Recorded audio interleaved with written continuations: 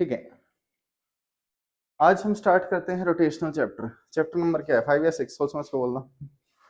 5 या 6 कौन सा चैप्टर है, क्या लगता है आपको? Unit measurement, straight line, plane, laws of motion, work energy power. ठीक, तो chapter 6 system of particles and rotational motion, ये हमारा आज का 6th चैप्टर है। ठीक है, अगर आपने इस चैप्टर के सारे क्वेश्चन सॉल्व कर लिए तो पिछले चैप्टर्स के क्वेश्चन सॉल्व करने की नीड नहीं है। ठीक है, ये सारे चैप्टर्स को कंबाइन करके बना हुआ है। अगेन इस चैप्टर को थोड़ा पार्ट्स में ब्रेक कर दो। सबसे पहला पार्ट सेंटर ऑफ मास, उसके बाद ठीक है moment of inertia, MOI moment of inertia,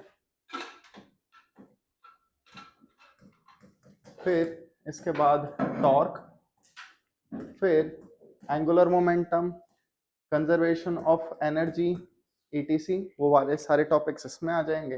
and finally rolling motion. अगर हम इन 5 अलग अलग टॉपिक्स को कंबाइन कर दे तो पूरा चैप्टर बन जाएगा। तो इसे आप 5 डिफरेंट छोटे छोटे चैप्टर समझ सकते हैं। हर पार्ट को दूसरे से अलग रखेंगे, इजी भी लगेगा चैप्टर। अदरवाइज 11th क्लास का ये सबसे बड़ा चैप्टर है रोटेशनल मोशन। ठीक है, तो आइए सबसे पहले स्टार्ट करते हैं सेंटर ऑफ मास। ठीक है, पार्ट 1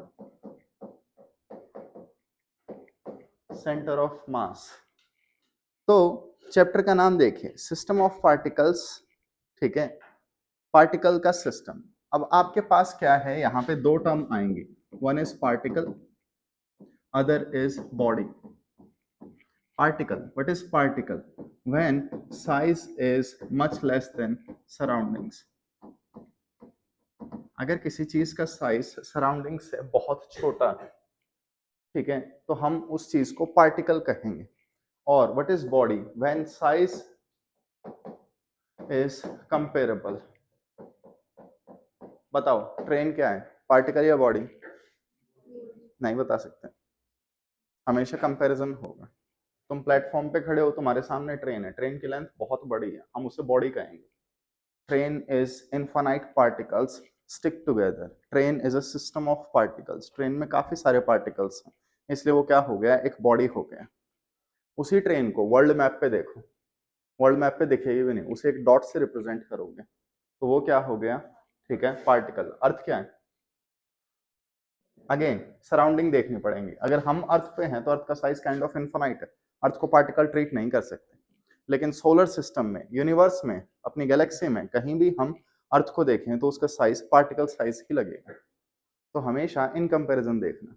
जो हमारे पास 4th चैप्टर है मोशन इन अ प्लेन, उसमें अलग अलग क्वेश्चन पूछे गए हैं कि हाँ भाई बताओ, एक काइट आसमान में फ्लाई कर रहा है, क्या होगा, पार्टिकल या बॉडी? तो आई होप आपको पता हो, काइट जब फ्लाई करता है बहुत दूर हो जाता है तो डिस्टेंसेस बहुत ज्यादा हो गए, वो पार्टिकल की तरह होगा। एक क्रिकेट बॉल क्या है, ठीक है, तो अगेन उन्होंने थोड़ा सा क्लियरली नहीं बताया, क्रिकेट बॉल ग्राउंड में पार्टिकल दिखेगी। ठीक है, हाथ में पकड़ के डाल रहे हो तो उसे बॉडी ही लेना पड़ेगा। तो ऐसे पहले आपको क्या करना पड़ेगा, सराउंडिंग्स वगैरह से कंपेयर करना पड़ेगा। बात आई समझ में?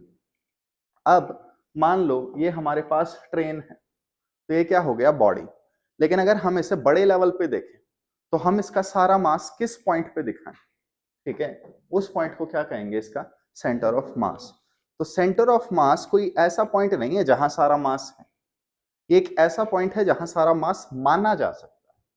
तो it is a hypothetical point where all mass can be assumed to be concentrated. ये क्या है, एक हाइपोथेटिकल पॉइंट है वेयर ऑल मास, जहां सारा मास कंसंट्रेटेड है, माना जा सकता है। बात आई समझ? जैसे लेट जस्ट से तुमने थोर का हैमर थ्रो कर दिया, एक हथौड़ा थ्रो कर दिया घुमा के ऐसे, तो उस पूरे का मोशन समझने में दिमाग का दही हो जाएगा। क्यों ना हम उसके सेंटर ऑफ मास का समझ लें कि सेंटर ऑफ मास पहले यहाँ था, अब यहाँ, अब यहाँ, अब यहाँ, ऐसे घूमता हुआ जा रहा है, तो वो चीज थोड़ी सी हमारी आसान हो जाएगी। तो कई केसेस में सेंटर ऑफ मास का मोशन समझना ज्यादा इजी होता है। बताइए समझ में? ठीक, फिर what is centre of mass? Centre of मास क्या है? मास है, लेंथ है, टाइम है, क्या है सेंटर ऑफ मास? एनीवन बताइए, कोई idea? Airtel centre of mass is not mass, it is location. ठीक है, सेंटर ऑफ मास लोकेशन है, सेंटर ऑफ मास वो पॉइंट है जहां सारा मास रखा जा सकता है। तो आप सोचो, ये मेरे पास कार्टेशियन प्लेन है और यहाँ हमारे पास एक पर्सन हो गया, तो बताओ हम ह्यूमंस का सारा मास कहाँ कंसंट्रेट मान सकते हैं? नेवल में। तो अगर मैं तुमसे पूछूं इस पर्सन का सेंटर ऑफ मास कहाँ है, तो तुम कहोगे ये ओरिजिन है, ओरिजिन से यहाँ पे इसका सेंटर ऑफ मास है। तो centre of mass is what? Location. Centre of मास क्या है? पोजीशन वेक्टर है। बात आई समझ में? अगर सेंटर ऑफ मास कोई पोजीशन है, कोई लोकेशन है, तो लोकेशंस हमेशा किसी जगह से बताई जाती हैं। ठीक है, जैसे मैं तुम्हें कहूँ चलो केरला चलते हैं, ठीक है, 5 मिनट ही लगेंगे, तो यहाँ पे डाउट हो जाएगा केरला जाने में 5 मिनट कैसे लग सकती है? अगर तुम केरला के साइड में हो तो बाउंड्री पे हो तो कूद के जाओ, वहां से 5 मिनट लगेंगे। तो कभी भी अगर सेंटर ऑफ मास तुम्हें बताना हो तो हमेशा ये बताना होगा कहाँ से मेजर कर रहे हो। जैसे आपके पास दो मासेस हो गए, यहाँ एक मास है m1, यहाँ एक मास हो गया m2। अब मैं पूछूं सेंटर ऑफ मास कहाँ है, ठीक, तो तुम हमेशा रेफरेंस से बताओगे। तो हम क्या करेंगे, हम यहाँ कहीं पे ओरिजिन मानेंगे, हम हमेशा किसी एक मास पे ओरिजिन मान लेते हैं। तो नेक्स्ट टाइम सेंटर ऑफ मास के क्वेश्चन सॉल्व करो तो पढ़ लेना, find centre of mass from m1 from n2, ऐसे क्वेश्चन में दिया गया होगा। तो हमेशा आपको एक लोकेशन से बताना होगा। आप ऐसे बोल सकते हो बॉडी के मिड में है, ठीक है, इस साइड है उस साइड है। तो सेंटर ऑफ मास का फॉर्मूला पता है आप? m1 r1 m2 r2 plus चलता रहेगा upon m1 plus m2 plus चलता रहेगा। ओके, आप r में x y z तीनों कंपोनेंट एक साथ रख सकते हैं। ओके, एक चीज देखिएगा, हमारे पास इस चैप्टर में एक टर्म आएगी विच इज मोमेंट ऑफ।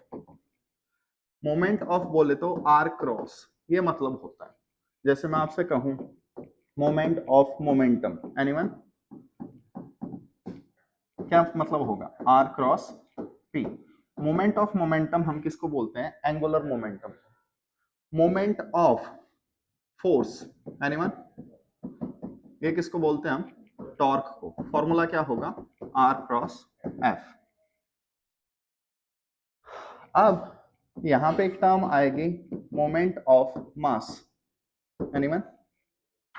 तो देखो वैसे तो मुझे पता है क्रॉस प्रोडक्ट किसके साथ होगा? वेक्टर्स के साथ होगा, लेकिन ये एक ऐसी जगह है जहां हम वेक्टर प्रोडक्ट नहीं करेंगे। तो this will be M R, mass की उसकी लोकेशन के साथ multiply, this will be called moment of mass. याद रह जाएगा। सो यहाँ पे ये हमने क्या किया है? What is this? This is sum of moment of masses. Physics में एक एक्सपेरिमेंट होता है to find mass of a body by moment of masses. तो ये एम आर, इन्हें जो हम मल्टीप्लाई कर रहे हैं, ये क्या होगा? मोमेंट ऑफ मासेस होगा। कोई प्रॉब्लम किसी को? ओके, अब आगे आइए। फिजिक्स में कुछ फॉर्मूले बार बार यूज होते रहेंगे, जैसे 1 प्लस 2 प्लस 3 प्लस n तक।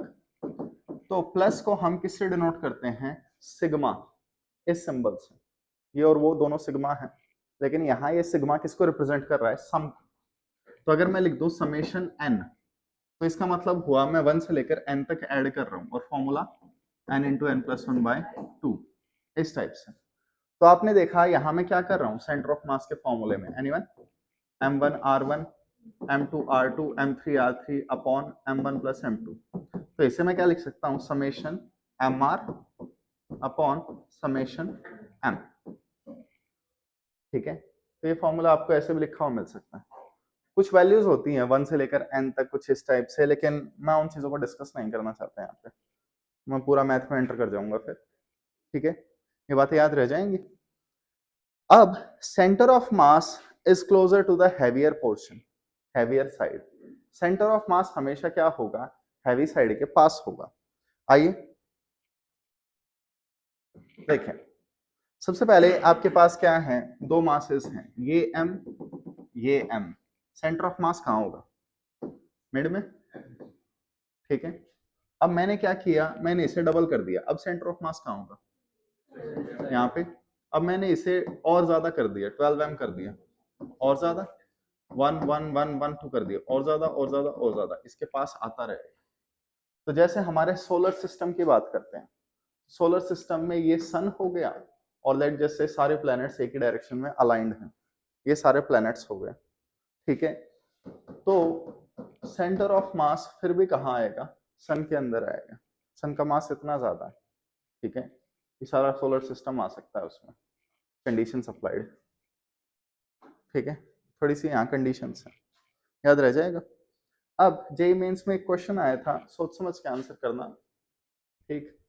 लेट जस्ट से ये हमारे पास एक क्रिकेट का बैट है, ठीक, और यहाँ पे सेंटर ऑफ मास है, इस लेफ्ट साइड पूरे का मास m1, इस राइट साइड पूरे का मास m2, बताइए m1 m2 क्या रिलेशन होगा, इक्वल होंगे, m2 बड़ा होगा, ठीक है। आप देखो कैसे देख सकते हो, इस पूरे को एक मास मान लो m1, इस पूरे को एक मास मान लो कहीं m2, सेंटर ऑफ मास हमेशा किसके पास होता है, हैवियर वाले मास के पास, m2 मास के पास। प्लीज याद रखना, centre of mass depends on masses as well as their positions. Centre of mass अकेला मास पे डिपेंड नहीं करता, उस मास की लोकेशन पे भी डिपेंड करता है, ठीक है, याद रह जाएंगी ये बातें। तो ये सेंटर ऑफ मास। अब जो ये मैंने फॉर्मूला लिखवाया आर सेंटर ऑफ मास का, क्या, summation M R upon summation M, इसमें नीचे वाला तो क्या है, this is mass of system, system में जितने भी पार्टिकल्स हैं उन सब का मास, तो इसे तो आप टोटल मास कह सकते हो, ऊपर हर मास की उसकी लोकेशन के साथ मल्टीप्लाई करनी है। अब मान लो मैंने आपसे एक क्वेश्चन पूछा कि आपके पास यहाँ पे 4 रोड हैं, आइडेंटिकल रोड्स, ठीक है, और सारी की सारी रॉड यूनिफॉर्म है, ठीक। जैसे ये पेन देखो, ये पेन यूनिफॉर्म नहीं है, ठीक, यहां से इसकी शेप अलग है, यहां से इसकी शेप अलग है, अगर मैं ये और ये कट कर दूं, सिर्फ बीच का पोर्शन देखें, तो ये पेन क्या है, यूनिफॉर्म है, तो इसका centre of mass exactly mid में मिल जाएगा। लेकिन अगर मैं इन शेप्स को भी ध्यान से देखूं तो सेंटर ऑफ मास मिड में नहीं होगा, थोड़ा सा साइड में होगा। तो यहाँ पे अगर मैंने यूनिफॉर्म रोड बोल दिया तो centre of mass exactly mid point पे होगा, बात आई समझ। अब मैं पूछ रहा हूं, ये जो आपके पास एक स्क्वायर फ्रेम है, इस स्क्वायर फ्रेम का सेंटर ऑफ मास कहां होगा, ठीक, तो आप सीधा कह सकते हो ऑफ कोर्स इसके सेंट्रोइड पे होगा। लेकिन प्लीज याद रखना, ये वाला जो फॉर्मूला है, ये फॉर्मूला किसके लिए है, पार्टिकल्स के लिए, ये बॉडीज के लिए नहीं। ये बॉडीज के लिए लग जाता है कुछ कंडीशंस में, हमेशा नहीं लगेगा, ठीक है। तो अगर मैं इसका सेंटर ऑफ मास पूछूं तो आपको क्या करना है, सबसे पहले इस रॉड को हटा के एक पार्टिकल रख देना है, फिर इस रॉड को हटा के इसके सेंटर ऑफ मास पे एक पार्टिकल, इसको हटा के इसके सेंटर ऑफ मास पे, इसको हटा के इसके सेंटर ऑफ मास पे एक पार्टिकल रख देना। अब तुम्हें क्वेश्चन में देखना है सेंटर ऑफ मास कहां से पूछा गया है, कौन से पॉइंट से पूछा गया है। तो लेट जैसे यहां से पूछा गया है, इसे ओरिजिन माना गया, स्क्वायर की साइड ए, एनीवन, इस पॉइंट के कोऑर्डिनेट्स क्या होंगे, एक्स एक्सिस में चलो a/2, वाई एक्सिस में नहीं गए, इसके कोऑर्डिनेट्स 0 a/2, ठीक है, यहां से a/2 आगे, यहां से a ऊपर, तो इसके कोऑर्डिनेट्स a/2 कॉमा a, इसके कोऑर्डिनेट्स, तो a आगे a/2 ऊपर, तो इसके कोऑर्डिनेट्स a/2, ऐसे लिखा सबके कोऑर्डिनेट्स। अब mr mr mr सबका ऐड कर दो, आपकी बात बन जाएगी। ऐसे हम सेंटर ऑफ मास निकाल सकते हैं।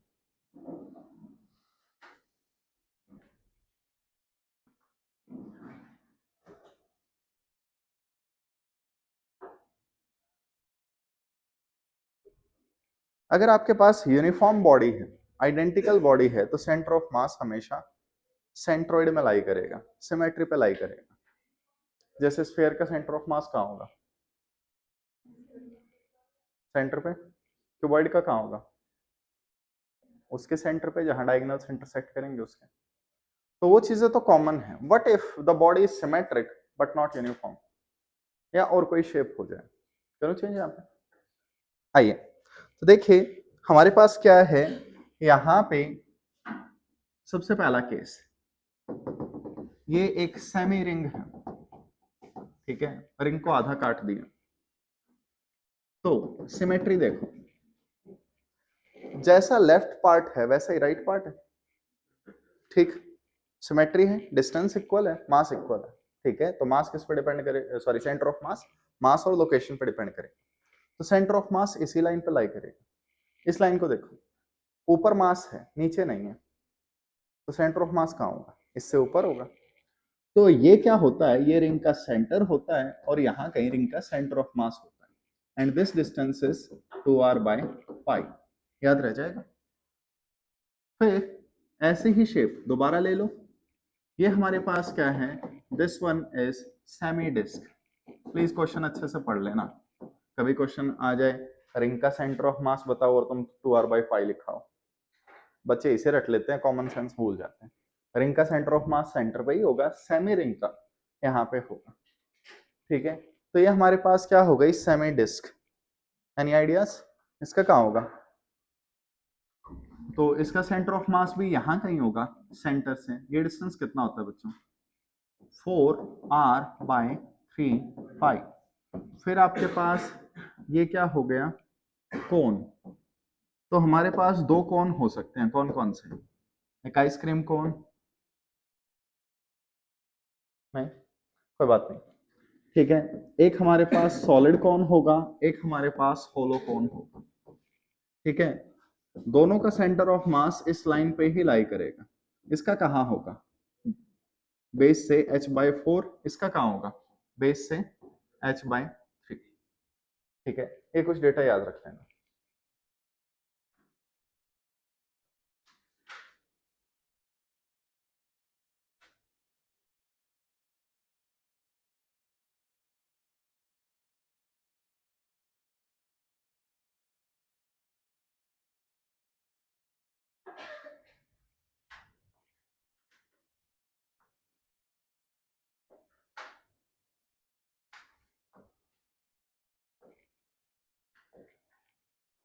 ओके, आइए अब एक चीज देखिए, जेईई मेंस के कुछ क्वेश्चंस, आपने क्या कर दिया, इसे ऐसे काट दिया बीच से, तो ये क्या बन गया, this one will be a quarter ring, ठीक है। ये 1/4 रिंग है, इसका सेंटर ऑफ मास बता सकते हैं, वही रहेगा, बस थोड़ा सा चेंज होगा, इस साइड से और इस साइड से, दोनों साइड से 2r/π। तो अगर ये ओरिजिन है तो इस सेंटर ऑफ मास के कोऑर्डिनेट्स क्या होंगे, 2r/π, 2r/π, ओके। अगर मैं डिस्टेंस पूछूं तो, ये तो कोऑर्डिनेट्स है, डिस्टेंस पूछूं तो ये डायगोनल रिजल्टेंट ले सकते हो, √2, ठीक। तो सोच समझ के बताओ, ये हमारे पास क्या है, ये हमारे पास एक क्वार्टर डिस्क है, इसका सेंटर ऑफ मास कहाँ होगा, सोचो, 4r/3π और 4r/3π, ऐसे हो,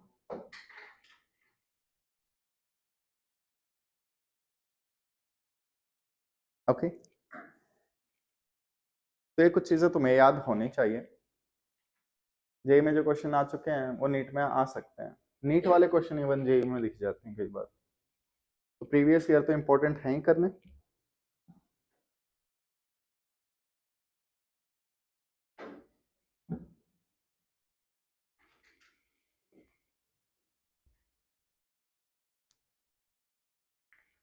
करें, ओके, जल्दी लिखो बच्चे।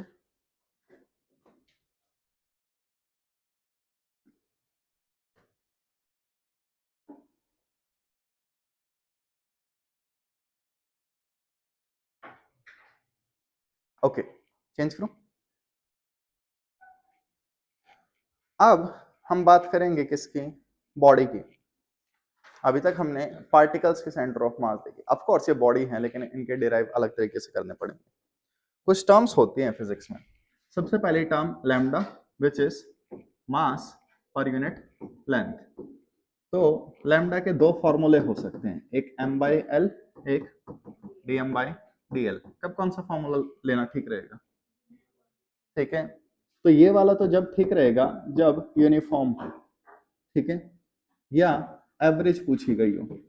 किसी क्वेश्चन में अगर आपको लैम्डा की वैल्यू दे रखी है और वो वैल्यू कांस्टेंट है, तो आप लैम्डा का सीधा फॉर्मूला यूज कर सकते हैं, मास अपॉन लेंथ, ठीक। ऑन दी अदर हैंड अगर यहाँ पे है, ठीक है, ये वाला फॉर्मूला कब वैलिड है? एनीवन? Uniform non uniform? ये हमेशा वैलिड है, ठीक है, यूनिफॉर्म हो या नॉन यूनिफॉर्म हो एक एलिमेंट लेके। तो आप कई बार देखेंगे यूनिफॉर्म के लिए हम ऐसे करते हैं, जैसे खुद देखिए, ये मेरे पास क्या है, एक रॉड है, मुझे इसका सेंटर ऑफ मास चाहिए। तो रॉड देखो, रॉड की मैं जितनी लेंथ बढ़ाऊंगा उतना मास बढ़ेगा। तो यहाँ क्या है, मास प्रोपोर्शनल टू लेंथ, जितना ज्यादा मास उतनी ज्यादा लेंथ। तो यहाँ लैम्डा बेस्ट रहेगा। मेरे पास एक रिंग है, तो रिंग रिंग का सारा मास कहाँ आएगा? एनीवन? सरकमफ्रेंस पे, सेंटर ऑफ मास नहीं पूछ रहा हूँ। रिंग के पास उसकी लेंथ है, रिंग की लेंथ जितनी बड़ी होगी, ठीक है, उतना ज्यादा उसका मास होगा। तो रिंग और रॉड इन दोनों केस में क्या रहेगा? लैम्डा बेटर रहेगा, ठीक, जितनी ज्यादा लेंथ लोगे। अब वापस आओ, मान लो ये मेरे पास एक रॉड है, ठीक है, तो मैंने क्या किया, x लेंथ पे एक छोटा सा एलिमेंट लिया dx, इसका मास हुआ dm, कुछ ना कुछ आपने ऐसा देखा होगा। तो हम क्या करते हैं, l लेंथ का मास कितना है m, 1 का मास कितना होगा m बाय l, और ये जो छोटी सी लेंथ है इसका मास कितना होगा m बाय l dx, ऐसे किया होगा। तो ये यूनिटरी मेथड ही तो है। इसे दूसरे तरीके से देखो, लैम्डा का फॉर्मूला क्या रहेगा? यूनिफॉर्म रॉड है, बताओ, m by l, uniform rod है, dm बाय dl हमेशा लगता है। तो इससे कंपेयर करके dm की वैल्यू बताओ, वही आ रही है, ठीक है। तो ये dm बाई dl जो फॉर्मूला है ये हमेशा लगा सकते हो किसी भी सिचुएशन में, यूनिफॉर्म हो नॉन यूनिफॉर्म हो। ये वाला सिर्फ कांस्टेंट के केस में लगेगा, यूनिफॉर्म के केस में लगेगा। कुछ क्वेश्चन में नहीं बोल रखा, जो भी आपको सिस्टम दे रखा है उसे यूनिफॉर्म ही मान के चलना, ठीक है। एक चीज और देखिए, मास पर यूनिट लेंथ, इसका सिंबल म्यू भी है, ठीक। बस लफड़े क्या है, रोटेशनल वाले चैप्टर में म्यू किसको रिप्रेजेंट करता है? म्यू फ्रिक्शन को। तो यहाँ म्यू यूज नहीं कर सकते, दो सिंबल्स में कंफ्यूजन हो जाएगी। वेव्स वाले चैप्टर में लैम्डा किसको रिप्रेजेंट करता है? वेवलेंथ को। तो ये वाला चैप्टर, ये वाला सिंबल तो हम रोटेशनल में यूज करते हैं, ये वाला वेव्स में यूज करते हैं, ठीक है। अब आप एक चीज देखें, आपके पास एक वायर है, ये एक वायर हो गया, ये वायर की लेंथ, ठीक, वायर का मास m, एरिया a, ये वाला जो एरिया है a। तो वॉल्यूम का formula pi R square H या एल, सिलेंडर की पाई आर स्क्वायर क्या है? एरिया। ऐसे लिख सकते हैं वॉल्यूम को। मास का फॉर्मूला डेंसिटी इनटू वॉल्यूम, ये हो जाएगा। तो बताओ मास अपॉन लेंथ, इसका फॉर्मूला क्या हुआ? रो ए। तो प्लीज देख लेना, लीनियर मास डेंसिटी को हम किससे रिप्रेजेंट कर सकते हैं? रो ए से भी। ये मास अपॉन लेंथ तो होता ही है, लेकिन रो इनटू ए भी होता है। तो थोड़ा सा प्लीज ये बातें याद रख लेना। अब वापस आइए, दूसरी क्वांटिटी है सिग्मा हमारे पास, ये क्या है? मास अपॉन एरिया, ठीक। तो जिन केसेस में जितना ज्यादा एरिया होगा उतना ज्यादा मास होगा, वहां सिग्मा लेना बेस्ट है। आइडियाज दो, सिग्मा किस केसेस में ठीक रहेगा? जैसे आपके पास डिस्क है, तो डिस्क में जितना ज्यादा आप एरिया लोगे डिस्क का उतना ज्यादा मास आएगा। और शेल हो गई, होलोस्फेयर, एक आपके पास थिन होलोस्फेयर है, उसका मास सिर्फ उसके सरफेस पे जाएगा, तो वहां क्या है? सिग्मा बेस्ट है। सिग्मा के अगेन दो फॉर्मूले बनेंगे, क्या क्या? शाबाश, मास बाय एरिया या डीएम बाय डीए। ये कब वैलिड है? यूनिफॉर्म के केस में, कांस्टेंट के केस में, या एवरेज निकाल ली, ये कब वैलिड है? हमेशा। फिर हमारे पास रो होता है, mass upon volume. I hope आपको आइडिया लग गया।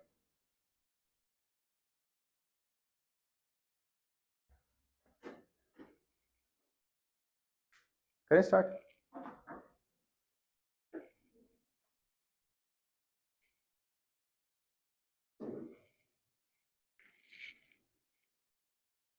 करें स्टार्ट? ओके, आइए।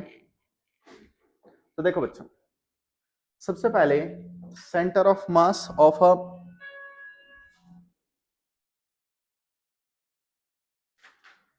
ठीक, centre of mass of body. मैंने जो आपको फॉर्मूला बताया, क्या फॉर्मूला था वो? सेंटर ऑफ मास का summation M R upon summation M. कोई डाउट किसी को? ये हमने फॉर्मूला देखा। इस फॉर्मूले का एक बार मतलब समझते हैं।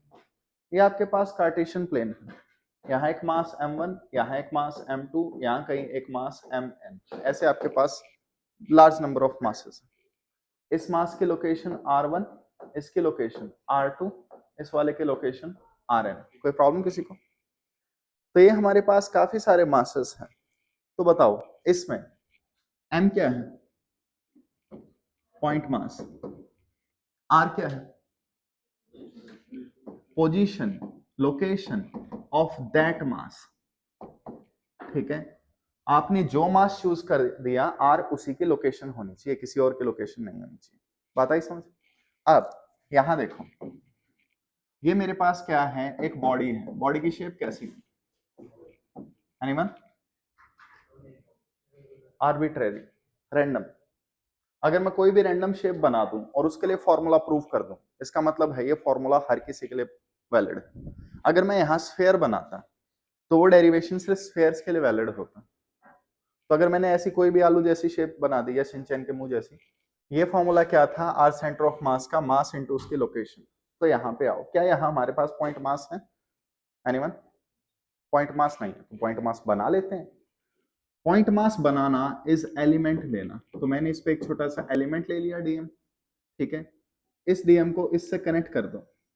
ये क्या हो गया? आर, इसकी लोकेशन। अब जरा फॉर्मूला बताओगे? देखो, समेशन ये कभी यूज करते हैं जब एलिमेंट्स में कुछ गैप हो। जैसे मैं कहूं 1 से 10 तक नंबर्स बताओ, क्या कहोगे? 1 2 3।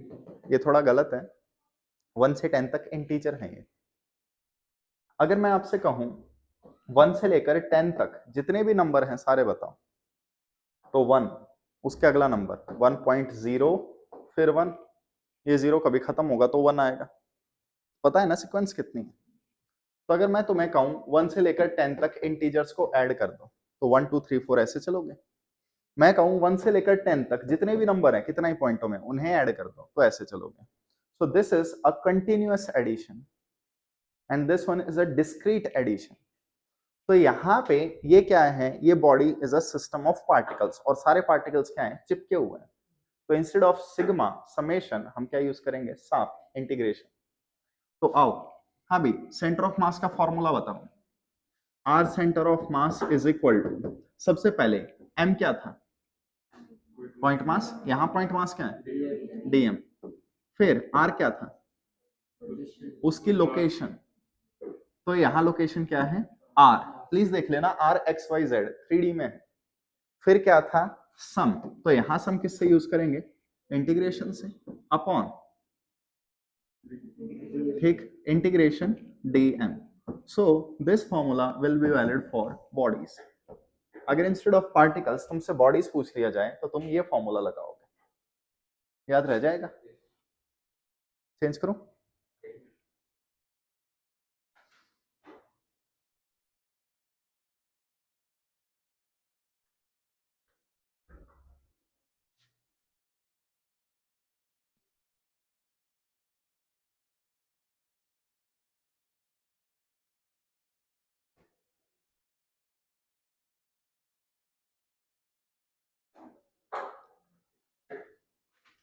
आइए वापस।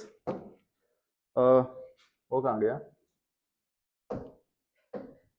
आइए। हाँ बच्चों, आ जाओ, एक क्वेश्चन देखते हैं। आपके पास एक रॉड है जिसमें लैम्डा एक्स पे डिपेंड कर रहा है। ठीक, आपके पास ये एक हाइपोथेटिकल रॉड है। इस रॉड पे जितना दूर जाओगे उतनी ज्यादा डेंसिटी चेंज होती रहेगी। जैसे यहाँ डेंसिटी अगर लैम्डा है तो डबल डिस्टेंस पे डेंसिटी 2 लैम्डा होगी, इस टाइप से। तो लैम्डा किस पे डिपेंड कर रहा है? एक्स पे। बताओ, लैम्डा का फॉर्मूला मैं m बाई एल रख सकता हूँ? बोल दो जल्दी। नहीं, क्यों नहीं? देखो, डेंसिटी वेरिएबल है। अगर डेंसिटी कांस्टेंट होती तो मैं ये रख सकता था। तो इसलिए यहाँ लैम्डा m बाई एल नहीं रखा जा सकता। तो लैम्डा को क्या रखेंगे? dm बाई dl अब लेंथ, आई होप आपको आइडिया हो, ये डिस्टेंस x है तो इस डिस्टेंस को dx कह देते हैं। तो लेंथ हमारी यहाँ क्या है, dx, तो लैम्डा का ये फॉर्मूला रहेगा। अब प्रोपोर्शनलिटी हटाएंगे तो क्या आएगा, एक कांस्टेंट, तो lambda is equal to kx, तो इसे मैंने kx रख दिया। आई होप किसी को प्रॉब्लम ना हो, डीएम की वैल्यू आ गई। अब रॉड वन डायमेंशनल है तो आर क्या होता है, एक्स वाई जेड तीनों में। अब हमें पता है कि अगर एक्स में सारा मास रखा है तो एक्स एक्सिस में ही सेंटर ऑफ मास आएगा, इसलिए क्या फॉर्मूला लिखवाया था आर का, integration DM R upon integration DM. तो इंस्टेड ऑफ आर आप जस्ट एक्स वेरिएबल यूज कर सकते हैं, वाई में होता तो वाई वेरिएबल यूज कर लेते हैं। वैल्यू सब्स्टिट्यूट करवाओ, तो X centre of mass is equal to integration, हाँ भाई डीएम की वैल्यू क्या है बच्चों, K X D X into X upon K X D X. कोई doubt, K X D X काट दिया है ना, शाबाश, इतना दिमाग तो है। ठीक है, इनमें कांस्टेंट क्या है, जस्ट के बाहर आएगा, के कैंसल आउट होगा, वेरिएबल्स बिना इंटीग्रेशन के बाहर नहीं आ सकते। अब अंदर क्या बचा, अंदर एक्स स्क्वायर डी एक्स, इसका इंटीग्रेशन, नीचे एक्स डी एक्स, लेंथ 0 से L, 0 से L। आई होप इससे आगे आप सॉल्व कर सकते हो। सो समथिंग 2L/3 आंसर आएगा। ठीक है, तो अगेन कई बच्चे कहते हैं हमें इंटीग्रेशन समझ नहीं आता। आप ध्यान से देखिए, मैंने इंटीग्रेशन यहां जाके किया है, इससे पहले मैंने सिर्फ एलिमेंट्स लिए, तो आपको एलिमेंट लेना आना चाहिए। करें, थोड़ा टाइम लग गया, कोई बात नहीं। Next topic is conservation of centre of mass, conservation of centre of मास।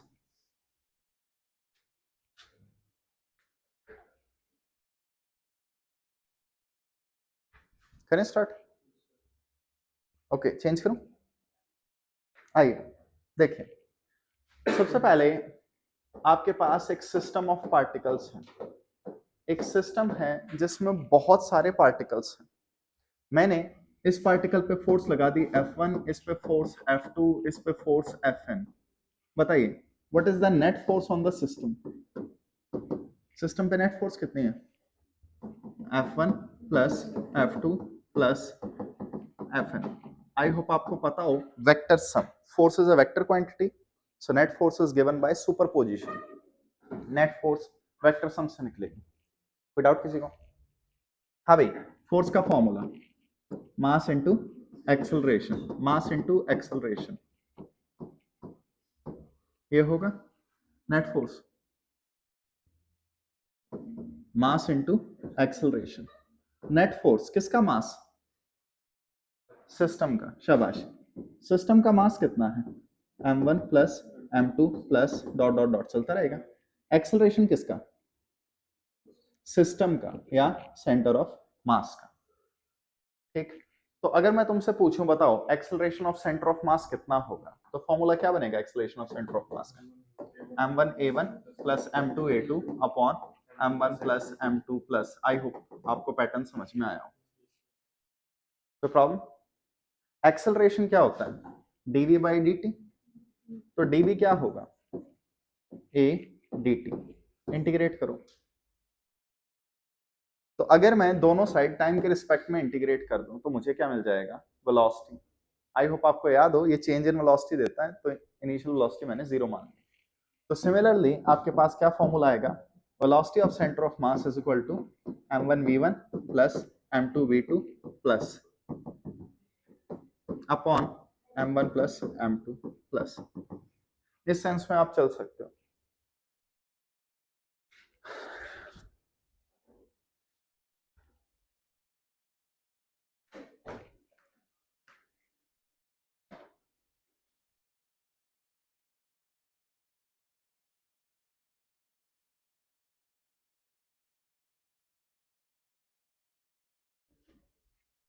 करें,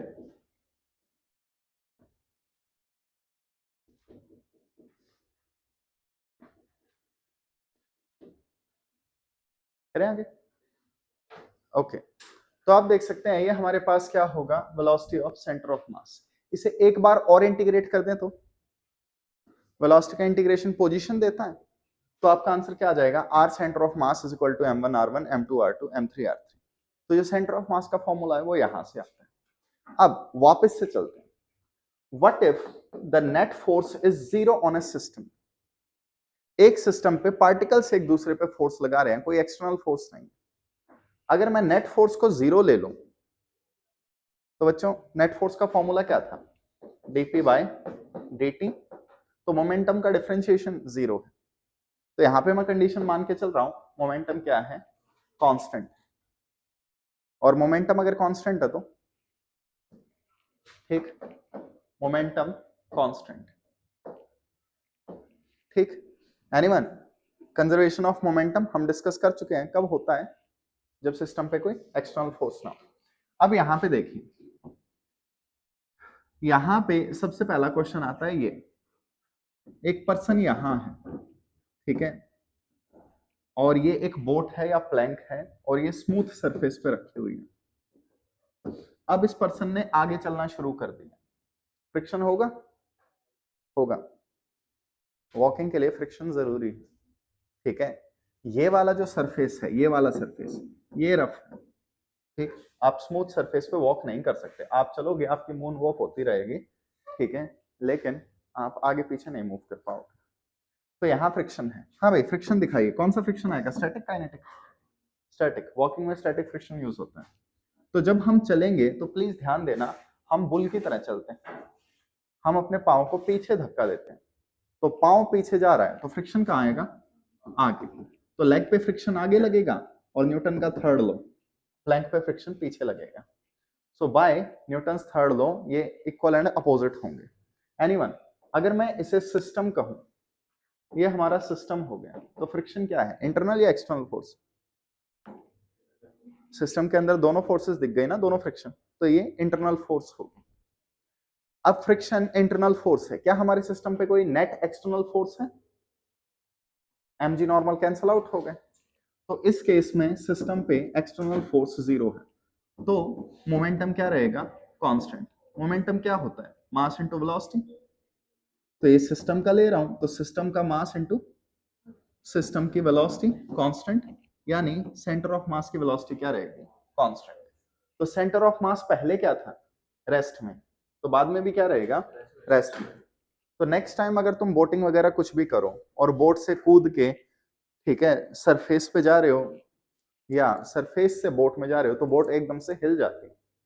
रीजन, पानी जो है उसे स्मूथ ट्रीट कर सकते हैं, तो तुम जब बोट से उतर रहे हो तो तुमने बोट को पीछे पुश किया, तो बोट एकदम से पीछे चली जाती है, कौन मूव नहीं होता, सेंटर ऑफ मास। तो आइए दोबारा देखते हैं, यहां हमारे पास एक बोट है, यहां पर्सन हो गया, पर्सन का सेंटर ऑफ मास यहां, बोट का सेंटर ऑफ मास यहां कहीं, दोनों का centre of mass x axis में यहां आएगा, ठीक है, मैं सिर्फ एक्स एक्सिस की बात कर रहा हूं। अब पर्सन आगे जाएगा, हाँ भाई, ओके, आंखें रह गई, मुंडी चली गई, ये पर्सन है, पर्सन आगे जाएगा, टुकड़ुक टुकड़ुक टुकड़ुक टुकड़ुक टुकड़ुक, पर्सन यहां पहुंचा, क्या प्लैंक यहीं रहेगा, पर्सन पे आगे फोर्स है, प्लैंक पे पीछे फोर्स है, तो प्लैंक भी उठ के क्या होगा, थोड़ा सा पीछे आएगा। बात आई समझ, कौन मूव नहीं करेगा, सेंटर ऑफ मास। तो थोड़ी देर बाद देखो, ये सेंटर ऑफ मास सिस्टम का है, ठीक, पर्सन आगे गया, प्लैंक पीछे आ गया, और पर्सन यहां पहुंचा, कोई प्रॉब्लम।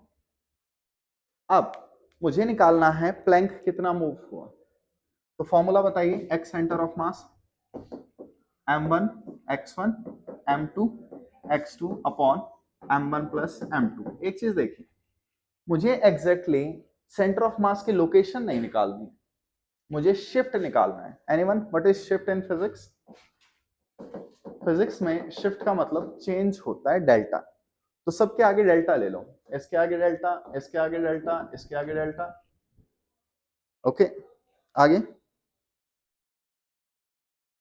हाँ भाई आइए, सेंटर ऑफ मास कितना मूव हुआ, 0। बात आई समझ में? तो प्लीज क्वेश्चन अच्छे से पढ़ लेना। प्रीवियस ईयर क्वेश्चंस में इतने बड़े बड़े डेटा दे रखे हैं, इतने सारे पर्सन हो गए, ये हो गया, वो हो गया, वो इधर जा रहा है, वो उधर जा रहा है, सेंटर ऑफ मास कितना मूव करेगा। तो सेंटर ऑफ मास अलग चीज है, बोट या प्लैंक अलग चीज है, ठीक है। तो सेंटर ऑफ मास कितना मूव करेगा, 0। तो ये टर्म 0 हो गई। अब नीचे मासेस हैं, ये भी साइड जाके 0 हो गए। तो हमारे पास ये बचेगा m1 delta x1 plus m2 delta x2 is equal to 0। Please याद रखना ये सारे डेटा एक ही फ्रेम में हो। क्या मैं कह सकता हूं पर्सन l डिस्टेंस चल रहा है, ये डिस्टेंस l है और प्लैंक x चल रहा है, ये बात सही भी है गलत भी है? आप ध्यान से देखो, पर्सन यहां था, यहां चला गया, क्या पर्सन ने l डिस्टेंस ट्रेवल किया? पर्सन ने l डिस्टेंस प्लैंक पे ट्रेवल किया। ग्राउंड पे कितना डिस्टेंस ट्रेवल करेगा, l minus x. Person l आगे गया, प्लैंक x पीछे गया। तो जब भी डेटा पुट करो एक ही फ्रेम के रिस्पेक्ट में पुट करो। तो मैं ये डेटा पुट कर रहा हूं with respect to ground, okay. हाँ भाई, पर्सन मास स्मॉल m कितना मूव हुआ, l आगे x पीछे, l माइनस एक्स, किसी को डाउट? प्लस दूसरा मास प्लैंक कितना मूव हुआ, x पीछे, नेगेटिव साइन 0। तो यहां से x कितना आएगा, M L over m plus m, ठीक है। तो आज मेरा तो पॉइंट था कि अगला टॉपिक भी करवा दूं, लेकिन यही पूरा नहीं हो पाया। इससे काम चला लीजिएगा प्लीज, जितने भी क्वेश्चंस वगैरह हों कर लेना, पूछ लेना।